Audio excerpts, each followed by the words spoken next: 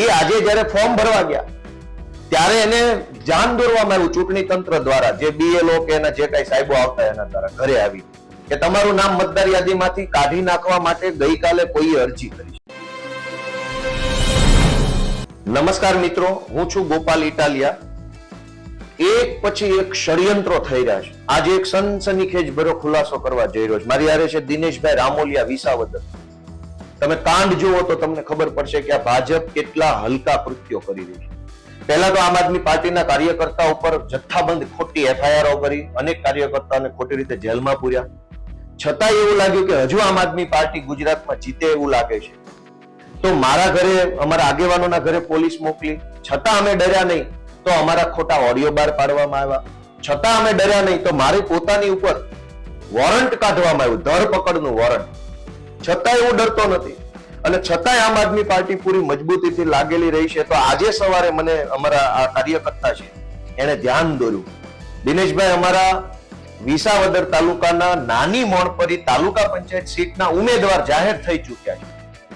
એ આજે જયારે ફોર્મ ભરવા ગયા ત્યારે એને જાણ દોરવામાં આવ્યું ચૂંટણી તંત્ર દ્વારા, જે BLO કે એના જે કઈ સાહેબો આવતા એના દ્વારા ઘરે આવી કે તમારું નામ મતદાર યાદીમાંથી કાઢી નાખવા માટે ગઈકાલે કોઈએ અરજી કરી છે. ગઈકાલે કોઈએ એટલે કોણે? ભાજપના માણસોએ કરી હોય, બીજું કોણ કરે? હજુ જેને અમે ઉમેદવાર જાહેર કર્યા છે, જેનું ફોર્મ ભરાઈ રહ્યું છે, આ બધા કાગળિયા લઈને અમે ફરીએ છીએ, દાખલા બાખલા કઢાવીએ છીએ, ત્યાં પાછળથી ઉમેદવારનું નામ જ મતદાર યાદીમાંથી કાઢી નાખવાના ષડયંત્રો ચાલુ.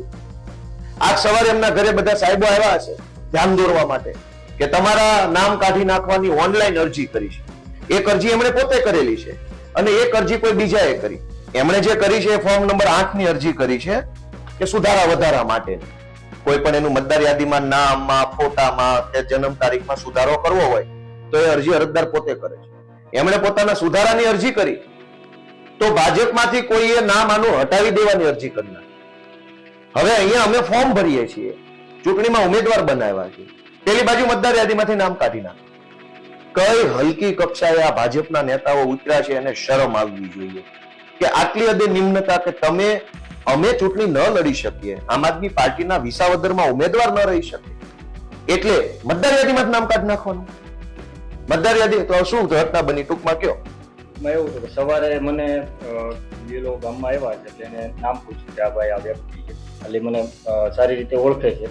પછી કોઈ મારા ગામના ભાઈએ મને પહેલા સવારે વહેલો ફોન કર્યો એટલે મને કે તારું નામ કમી થઈ ગયું છે ને અમે સાહેબ કોક આવ્યા છે ને એમ કહે છે. એટલે પછી મેં ફોન કર્યો, મને ફોન આવ્યો કે ભાઈ આવી રીતે આમ છે, અમે આવીએ છીએ 10 વાગ્યા પછી કંઈક પેપરનું કામ હતું એટલે ઘરે સાહેબ ને BLO સાહેબ ને 2 જણા આવ્યા ઘરે. પછી મેં વાતચીત કરી તો કે મને મારા મેસેજ આવ્યો હતો કે 7 નંબરનું તમારે જે ચૂંટણી કાળમાં નામ હોય એ હટાવવાની તમે કોઈ ફોર્મ ભર્યું છે. ક્યારે ભર્યું? કાલે ભર્યું. એવું ગઈકાલે જ? હા. અને તમને ઉમેદવાર ક્યારે જાહેર કર્યા? ગઈકાલે 2 દિવસ પહેલા. 2 દિવસ પહેલા 2 દિવસ પહેલા અમે ઉમેદવાર જાહેર કર્યા અને ગઈકાલે એનું મતદાર યાદીમાંથી નામ કાઢી નાખવાની કોક અરજી કરી. કોક એટલે કોણ? ભાજપનો માણસ. અને ચૂંટણી તંત્ર જુઓ, ભાજપનો માણસ અરજી કરે એટલે ફટાફટ ગામડામાં પહોંચી જાય છે. અનેક ગામડામાં વર્ષોથી રોડ નથી બનતા, આંગણવાડીના ઠેકાણા નથી, શાળાના ઠેકાણા વર્ષોથી નથી, તો એક પણ સરકારી માણસના પેટનું પાણી નથી હલતું. પણ ચૂંટણી કાર્ડમાંથી નામ કાઢી નાખવાની અરજી ગઈકાલે થઈ તો આજે તો બધા એમના ઘરે પહોંચી. આટલી બધી ઝડપથી જનતાના સેવામાં લગાવો. મારી ગુજરાતભરના તમામ આમ આદમી પાર્ટીના ઉમેદવારોને વિનંતી છે કે ફરજિયાત પોતાનું નામ મતદાર યાદીમાં દર 2 કલાકે ચેક કરવું. આ ભાજપ વાળા એટલી નિમ્ન કક્ષાએ ઉતરી ગયા છે કે પોલીસ સાથે ગઠબંધન, ગોદી યુટ્યુબ સાથે ગઠબંધન, ચૂંટણીના જે કઈ નીચેનો સ્ટાફ હોય એને પણ દબાવીને અમારા નામ ડિલીટ કરાવી દેવા. એક તાલુકા જિલ્લા પંચાયતની ચૂંટણી જીતવા માટે આટલી હલકી હદે ઉતરવાનું? એટલે આજે અમે દિનેશભાઈ અમે બધા બેઠા છીએ, વાતચીત કરીએ. આપણે હમણાં જઈએ ત્યાં અને ચૂંટણી શાખામાં વાત કરવાની છે કે ભાઈ શેનું, અમે કઈ ફોર્મ ભર્યું નથી, નામ રદ કરવાનું. શેના નામ રદ કરવાના? ઉમેદવાર છે, ચૂંટણીનું ફોર્મ ભરવાનું છે, નામ રદ કરવાનું નથી ભરવાનું.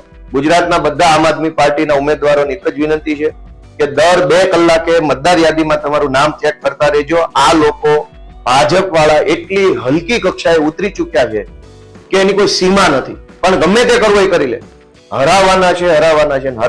જય જય ગરવી.